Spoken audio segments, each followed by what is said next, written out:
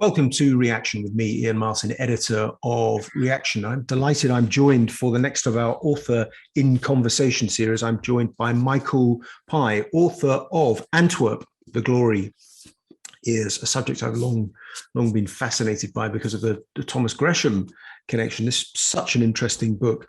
Michael, can I ask you to begin by explaining why Antwerp, why that particular moment does it shoot up to prominence at the beginning of the 16th century?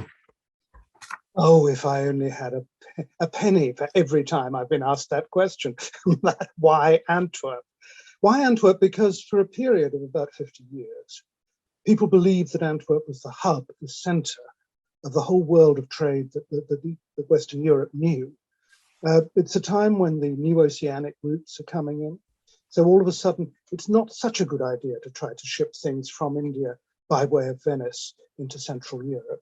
But oh, if you could just bring them round, and if you could bring them round through the North Sea and into Antwerp, then yes, that would be possible. So at that point, all sorts of trade routes begin connecting. You can bring spice from India, bring it into Antwerp, and ship it out immediately on Hessian carts or barges going up the Rhine or whatever. And the Rhine created a sort of quite convenient route, actually, for going from the North Sea coast all the way into Switzerland and across the Alps into Italy. When you got that, things might not have happened as they did, but some rather clever things happened. Antwerp was never quite in the middle of the power structures that it seemed to owe obedience to. It was in Brabant, not in Flanders, which meant that a whole different political agenda, particularly in terms of Madrid, because this was, remember, the Spanish Netherlands at the time. So Antwerp was in a position to be rather independent, and its independence depended largely on being able to provide all the money that the Emperor Charles V required to fight his not terribly successful wars and to get on with the suppression of heresy left, right, and centre. This, of course, left Antwerp, since it had the money, to be absolutely full of heretics, of every nationality, of every persuasion, of every idea. So all of a sudden, as a consequence of this sort of appetite for money from all over, you also get this wonderful clash of ideas happening everywhere within Antwerp. You get the wonderful moments when the most Christian king of Portugal is dependent on the Casa de India in Antwerp for his money. And guess what's happening at the tables there? Lots of people who were new Christians, but that means Jews. Lots of people who were Lutherans. This is where, when Dürer came to Antwerp, he discovered that Luther had wickedly been arrested. All of these people are getting together and talking. So what you have is a place which is not just an exchange of trade, of business, of deals. It's also an exchange of ideas and attitudes. And that's an exhilarating place to be. Irresistible to write about it. So it's an intellectual clearinghouse, a fulcrum. You note in the book that rather unusually, Antwerp lacked a court or a bishop or even a ruling dynasty. Is that a strange coincidence, or is that the root of its success, do you think? I think it made something remarkable possible, which was that Antwerp could think in terms of having its own interests. And if you were a town built around a monastery or an abbey or a castle or a palace, then needless to say, you thought about the interests of the aforementioned monastery, abbey, castle or palace. You didn't worry too much about your own. You couldn't define them. Antwerp had to define its own interests because clearly it needed things that the Spanish Netherlands were not going to give it. It needed things that its rival towns didn't have.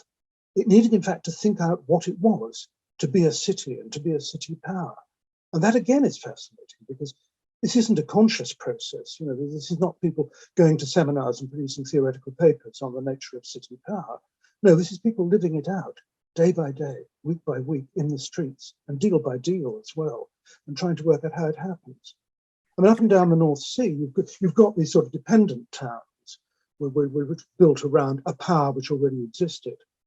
Antwerp did have such a power. It had its Margrave, but he was not of great importance. He was a marginal figure in the Holy Roman Empire, and it didn't have a navy, it didn't have an army, It didn't have a bishop.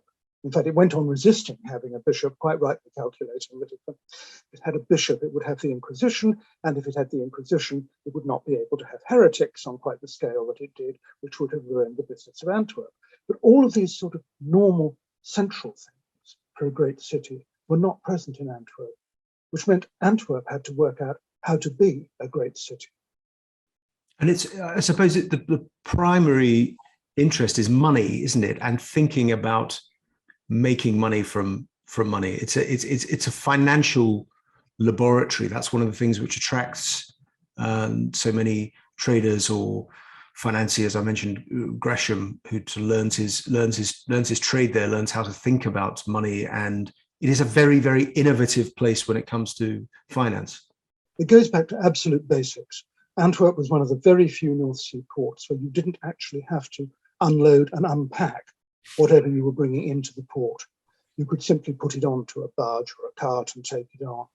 So it was always a town which was about things passing through. It wasn't a town which was manufacturing lots and lots of agreeable woolen products, and so it didn't have to protect a woolen trade or any other trade for that matter very much. It was a place which is entirely about deals. And I think that's what's so fascinating. It's about the abstraction. It's about the moment at which you stop thinking in terms of, oh, I don't know, glorified barter. I mean, you're not thinking about the price of a ton of fish and the price of a ton of corn and swapping one for the other. Though, of course, you would do that on a paper deal somewhere, but that would basically be it, the barter deal. No, this is about actually thinking about money itself. And I think this may be the roots, not, for once, I'm not going to say the roots of capitalism, as everybody always wants to claim for some time in the 15th or 16th century. No, I want to say it's the beginning of something, I haven't a better word for it, perhaps you do. Financialization, talking about money as an abstract power, because that's what happened. I think financialization is a good word. I think it does have, it has a good claim on the capitalist idea, because I think you have to argue with Bruges. Remember, true, but I think so much flows from. You described it very well there. Sort of thinking about the nature of money. What is money? How does it work? How is it protected? And once you start to think in that way, all sorts of things flow from it. They don't necessarily happen directly in Antwerp, but they happen in other centers like London later. You know, if you are trading on long trading routes, then you need to think about what really becomes insurance. And you then create essentially a futures market as well for a whole different conception of money. I think Antwerp has a good claim to be, if not the sole place where that originates. I did wonder whether that obsession with money, I mean, what does that do to the citizens of the place? Because it's almost as though money's the religion, isn't it? The basic thing, and this sounds so trivial, but it's true, it keeps them busy. It really does. It's an entire occupation. There is nothing that you cannot translate somehow into a deal or a structure or a way to find a profit or whatever. It means that you're constantly considering things, looking at things, worrying about things as well. And that's the fascination to me. I mean, the point about money, I think, is that at the beginning of the period that I'm writing about, which is roughly 1500 to roughly 1560, money was literally a physical substance. If you talked about money supply, you meant were the roads open to, as it might be France, as it might be Germany, as it might be Italy, wherever, that money was going to come from, money that could then, the coins that could then be expended and spent in Antwerp at the beginning. But by the middle of this period, something very remarkable has happened. The emperor in Madrid has proclaimed that all letters of credit, the final place where they will be tested and paid, is the exchange at Antwerp. So we've gone from the physical coin, which still matters because anytime you're going to war, you need the right coins to pay the troops you're going to hire. But you go from that to a really abstract idea of a market that has nothing to do with the goods that might or might not be going through it. It was entirely to do with testing the credit and the letters of credit, which became, in a way, a kind of currency. Yeah. So in a way, Antwerp manufactures its own currency. And that's what attracts the English to it, isn't it? Because the Royal Exchange is created, inspired by the exchange in Antwerp, and it then creates. It doesn't endure in Antwerp for reasons we'll come to later on. But in London, it's that sense that if you have the exchange where, if you want to write a futures contract, or you want to underpin or insure a deal, or arrange financing for a trade trip, or fund a new venture, then around that exchange, that physical place, there's then a requirement for notaries, for lawyers, for fixers, for networkers to introduce people, and an infrastructure is then built, which is what grows around the Royal Exchange, and it fuels the rise of the city of London. In Peter Frankopan's review of your book, he posed the question. He suggested that Antwerp might have been a utopia for the few rather than the many. Do you reject that? Not entirely. I mean, this is a city in the 16th century. So it catches fire quite often, and when it does, whole rows of houses burn down and people die. Every so often there is plague. In fact, plague is pretty much endemic, although there are really fearsome outbursts from time to time. If Antwerp had not had such a vast number of migrants coming over the city walls to live there, it would have shrunk year by year if it had just been, if the plague victims were counted. This is not a comfortable place to be. It's filthy. It's truly filthy. It is, I mean, there were all sorts of wonderful regulations, but you mustn't have an animal that has a nauseating smell. But I don't think that helped very much somehow, since you already had geese, dogs, pigs, cows, horses, and every other imaginable kind of quadruped lurking around the streets. But this is not an agreeable place to be. It's an exciting place to be. And the question is, how far was it just an elite which could participate in this? Well, yes and no, because so many of the people who formed that elite came in from other places. And they came in from other places as really rather nondescript, sort of assistants and lackeys and all the rest of it. And if they succeeded, they made their own identity, their own career, their own business in Antwerp. And in that sense, the elite was recruiting all the way along. I mean, the most villainous, to my mind anyway, of the money men, Gaspar Ducci, a man who actually managed at one point to corner the market in money and freeze trade in Antwerp for months and had to be banned from the bourse as a result. Ducci had arrived as a nondescript child of a cathedral family in Tuscany, and he'd gone to Antwerp just as a representative of a merchant and banking house in Lucca, and he worked on deals for himself, and he saw the connections, and he collected the information, because that also is one of the things about a market town. You've got to have a market in information, or at least you've got to have an exchange of information. And by doing all of those things, he eventually made himself into the emperor's mortgage broker, the financier of the King of France, even when, rather inconveniently, the King of France was at war with the emperor. But there we are, never mind. Money is neutral, money does not smell. And he was serving to the governor of the Netherlands wonderful dishes of oysters encrusted with gold. Why he would do that to a good oyster, I don't know, but never mind. He was certainly being demonstrative. But he came really from not nothing, of course.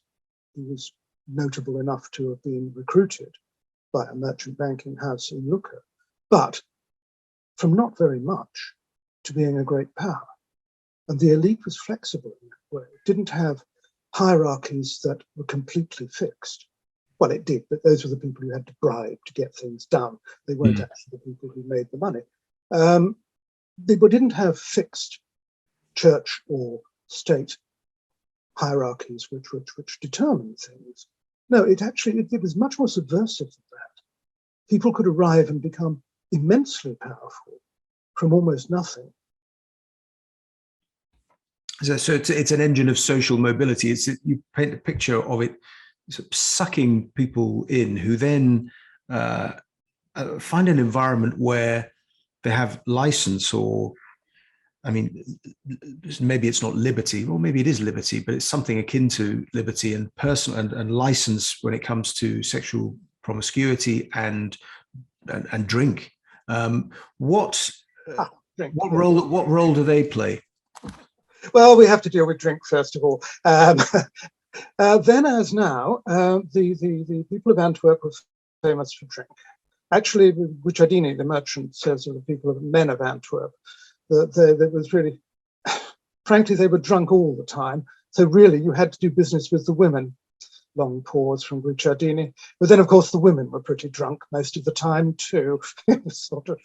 But remember, I mean, this is the era when you drink beer because it's safer than water. I mean, Yeah. you've got those things. Promiscuity, I'm not sure that's quite the right word. It's informality, which of course can lead to very exciting things, but not necessarily. It's not a desire to be promiscuous and to be sexually predatory or avaricious. It's simply that the manners of the town allowed you to actually, a man to talk to a woman. Mm-hmm. Guicciardini says with absolute horror, you could tell a dirty joke in front of a married woman. Yeah. It says much more about Guicciardini's origins in Italy, I think, than it does about Antwerp's great liberalism. But this, and there's a wonderful guy who comes up. He's a dealer from Venice, and he's in his 20s, and he wants to find out about Antwerp, the other great trading town. And he arrives, and what strikes him most of all, as it does a lot of people, is the women. He's amazed. I mean, you sit by a girl at dinner and she kisses you. You sit outside and you talk, even though you don't really have a language in common. And most of all, he said, it's quite extraordinary. The girls will actually knock your hat into the river, just like they're boys, just like they're informal. Yeah. That's the wonderful thing about it. So the contrast there is with Venice. Say Venice, where the church is obviously very powerful, and there's a set of codes of behaviour which are really rather sort of restrictive and boring. So Antwerp feels different. Tell us about you mentioned the role of women there. How does that compare to the rest of Europe? Is there anywhere else where that is what you've just described as the case? Well, you have to say that what's true of Antwerp is true also of Flanders and quite a lot of the Netherlands at that time. It's a fairly straightforward question. It's just that people did not marry so young. Mm-hmm. There wasn't tremendous pressure, as there was in Italian city-states, for women to get married and to hand over their dowries at the earliest possible age. There were gaps in people's lives between getting out of school, ending education, and marrying. And those gaps were used. They were used for women to establish fairly independent careers. They were used for men to establish fairly independent careers, and men travelled during that period. For example, we owe windmills in Britain to the Flemish workmen who had time before they got married to go and travel from one place to another. They took their technology with them. This covered lots of things, actually, including the making of bread in Rome, oddly enough, which was a great Flemish trade, along with windmills in Britain. The most surprising things are down to the marriage habits of the Flemish. So tell us a bit about the sourcing, and what have you drawn on to paint this very vivid picture? I'm a foreigner. I'm a foreigner writing about Antwerp. And very early on in this process, I was at a dinner party with a very senior Dutch historian who said, "You're writing about Antwerp," long pause. "There's nothing there." And I said, well, I don't think that's totally true. It's true that the archives of Antwerp were burnt in large part in the 1570s by mutinous Spanish troops. It's true that the records are not very detailed. And it's true, too, that there are a lot of things that you didn't actually have to register with the city. So they didn't end up in an official archive. So we're a bit thin on notarial records, for example. But there are all sorts of gaps like that. I mean, we don't have proper court records. So we can't make a statement about who got prosecuted for what and what was done to them. We don't know all that much about how the guilds actually worked. But what we do have is everybody who was watching Antwerp. Everybody. from Cosimo de' Medici, who was resigned to the gossip about him in Antwerp and said so often, and said, there's no point in trying to contradict any rumour that's coming out of Antwerp. You'll never find out who started it, and you'll never find out what it's really about. And these stories were circulating all over the place. We find them, you can actually follow them going, because there are a lot of traders, remember, a lot of merchants coming out of Antwerp and going from dinner table to dinner table across Europe. And what you did as a matter of good manners was to arrive with the news. And what better to arrive with than news from Antwerp? And people did, and we know this. We know it because Bandello, who wrote Romeo and Juliet, among other things, writes stories about Antwerp, about the lusts and murders of the people of Antwerp, which he's heard at his dinner table. He was a bishop in the south of France. And he's been able to write them down and record them and report them to us. We know these stories moved fast because, for example, there's Cardano, a mathematician in Pavia, who obviously has heard a rather sensational story of a murder in Antwerp, which involved a sort of infernal device, which was a chair which, when you sat down, iron bands came across and trapped your thighs, and you therefore were at the mercy of whoever owned the chair. Now, Cardano was very keen on infernal devices, but we know that he had got this in writing and in print within 3 years of the particular crime that he's writing about. So these stories are going, these stories are part of the traffic. It's like stories about, I don't know, Paris in the 19th century or New York in the 20th century. First of all, there's almost nothing that you disbelieve because everything is possible. But also you listen to the detail, you listen to how things are actually happening there. And this is what I mean when I say that Antwerp was a real world city, in the sense that the world was focused on it and really interested in it. And did they think of it in terms of innovation? It's the center of the world for a while, or one of the centers of the world. But did they see it as being, I mean, we talked about financial innovation there. Did they think that it was clearly that it was new, that what was being attempted there was a pointer to future of affairs in countries like England or Italian states? I'd rather say that it was particular and unfamiliar. I mean, the reason I'm shying away from saying new is that it's always difficult to pick out the parts of something like a process of financialization or the birth of capitalism, or whatever you want to call it. It's always difficult to pick out the parts and keep them carefully distinct and make a good case. But no, I mean, of course they knew it was particular.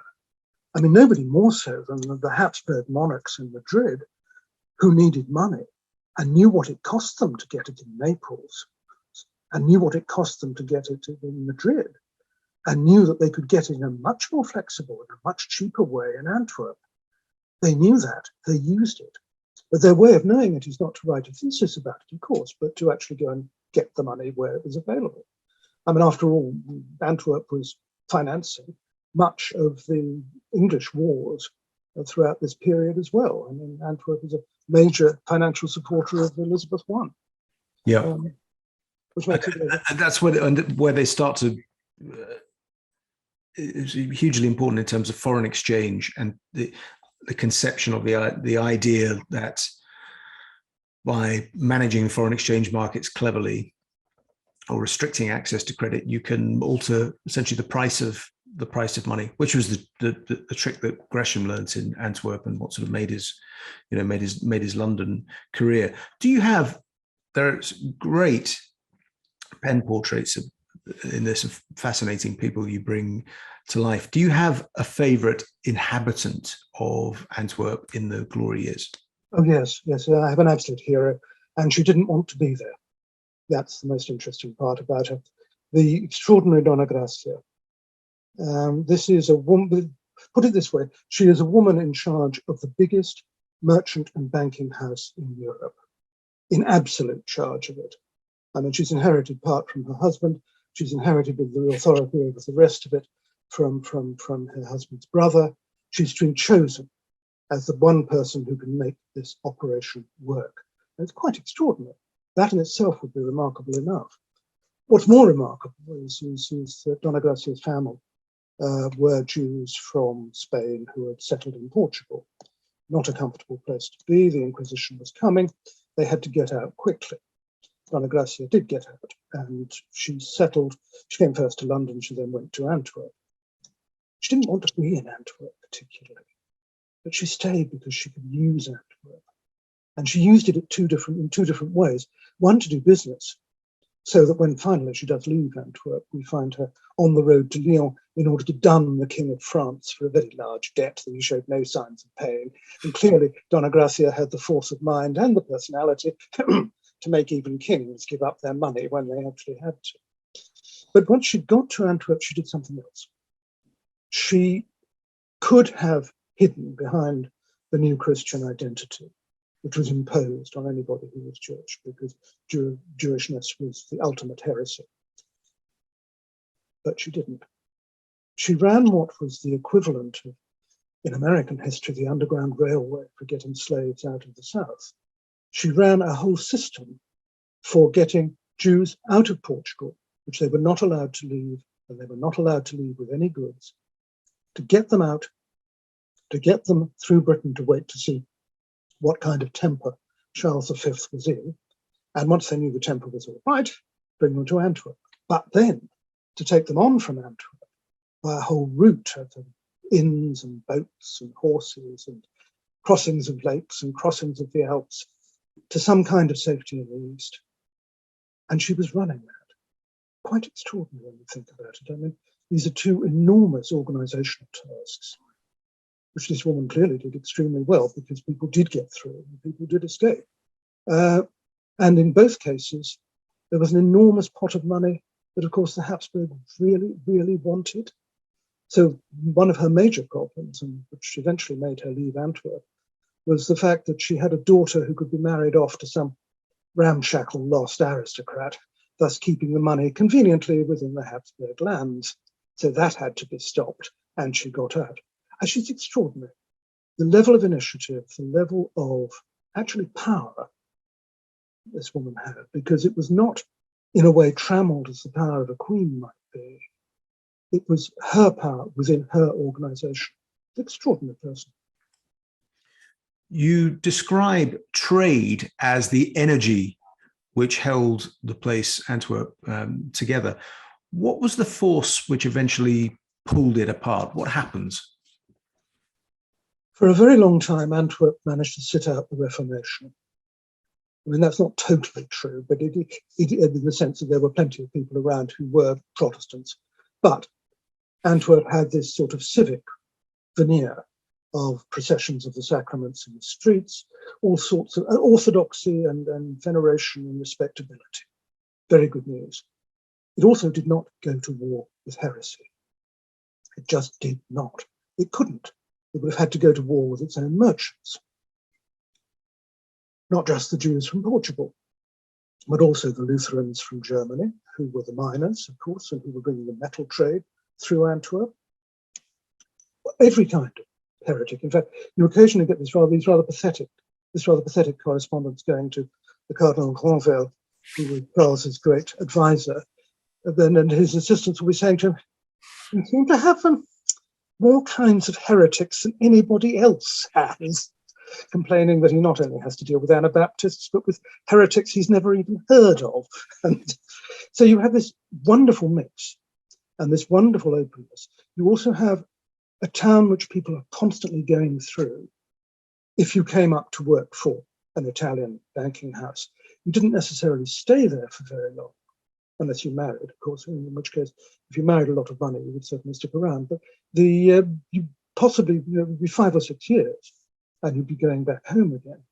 So you've got a constantly moving population. You've got no particular person to make a scapegoat at most times. And you've got this absolute wash of ideas around the place. I'll give you one example. There's a wonderful man called Damião de Goix, who became a great Portuguese historian, but he was running the Casa de India, the spice warehouses in Antwerp for the Portuguese. And therefore he was the servant of the most Christian king of Portugal.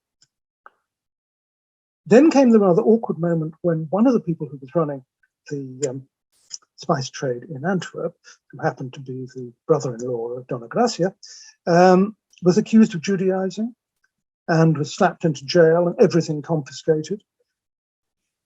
And all of a sudden, he had to be saved because the whole spice trade was going to collapse if this happened. There would be no trust. A lot of people were owed an awful lot of money, which obviously in jail it was difficult for Diogo Mendes to pay. And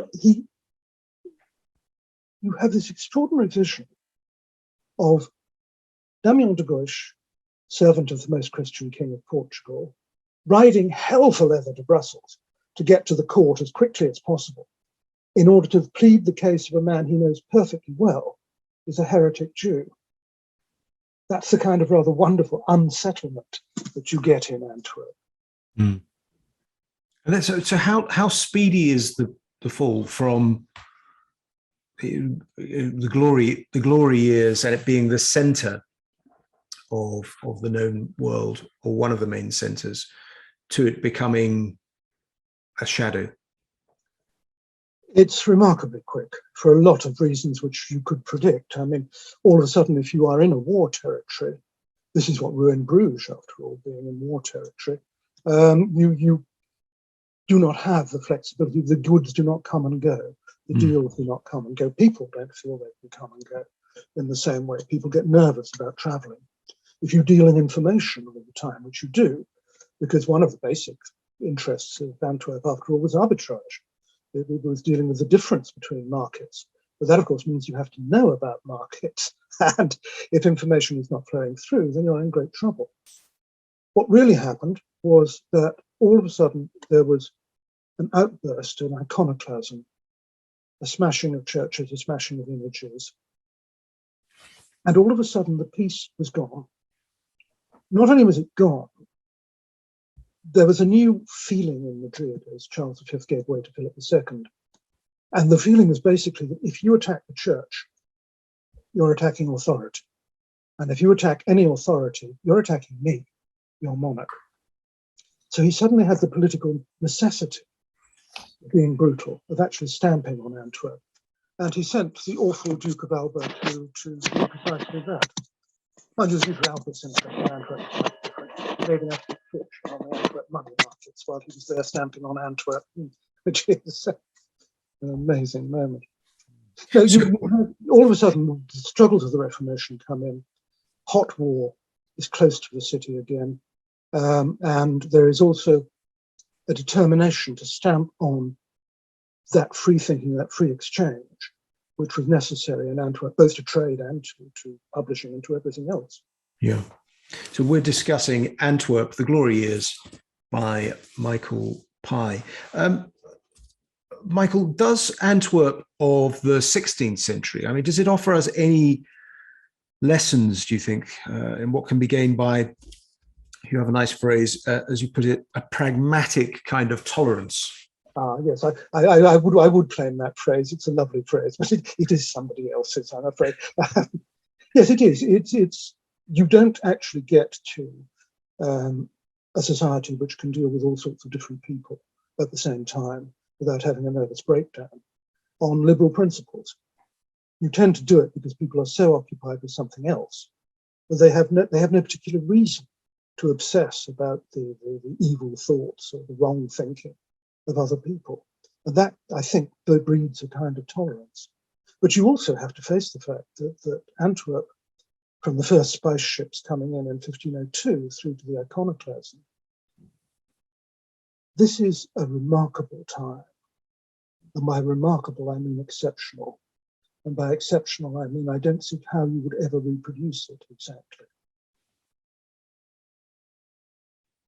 Do you see parallels with, I don't know, Silicon Valley or what the city of London became after Antwerp? You can see this. You can see parallels with all of the trading cities, the great trading cities after Antwerp. And the obvious one is Amsterdam. So much of the population of Antwerp, when the Spanish finally took it back, moved physically to the northern Netherlands and indeed to Amsterdam. But a lot of the things that we now say, oh, Amsterdam started that, art dealers, for example, actually started in Antwerp and were shipped north when there was no possibility any longer of doing business in Antwerp. So yes, Amsterdam was a great successor. London as also a successor. All of them, though, are slightly different. I mean, you think of London as a great trading centre, and you have to think about the imperial life of London. Mm. Antwerp didn't have that. Antwerp didn't even have a navy. Antwerp wasn't going to go out and fight wars for anything. Amsterdam was lucky to be a little bit later in the 17th century, when there were more sophisticated mechanisms and companies with shares for a start, to begin to build the capital to do worldwide trading missions, if you like, which have nothing to do with religion and everything to do with money. Yeah, and London. They're all different. The only parallel that I see really to Antwerp now is Shanghai. The more I think about it, it's an entirely international city. It's with its own curious history of internationalism. It's a city through which things pass, and a city of deals. And that seems to me to be probably the closest analogy I can find. Well, Michael Pye, thank you very much for joining us today. Michael Pye, Antwerp, The Glory Years. If you're not a subscriber to Reaction, hit subscribe on the YouTube button below. Also visit the site and you can get my weekly newsletter on politics if you become a member of Reaction. Until next time, thank you for listening and watching, and thank you very much for your time, Michael Pye. Thank you for having me.